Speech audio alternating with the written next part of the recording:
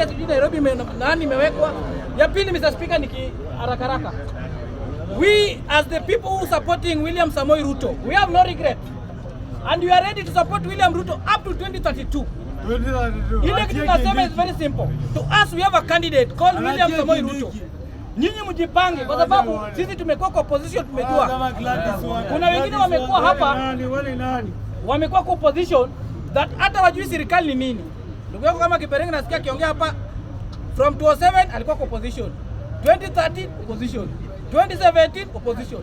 2022 tunamwambia ndio hii mwelekeo ya maendeleo, aende ushago, ajue kitu William Ruto anafanya. Mimi juzi nimekuwa ushago. Ukienda Siaya unapata soko inajengwa. Kata sio William Samoei Ruto. Barabara kutoka Siaya ikienda hadi sio port, kata sio William Ruto. Ukiangalia hata barabara sasa hizi imetoka Siaya inaenda hadi Luanda wanajenga sasa hii, kata sio William Ruto.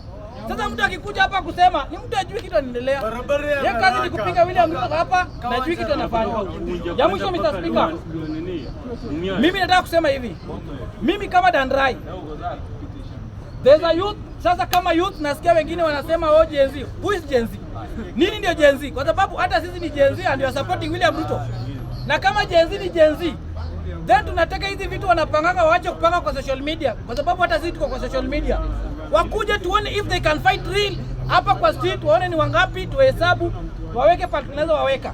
But maneno ya kuja kupinga William Ruto hapa ni haki yako. Na hiyo haki uendelee.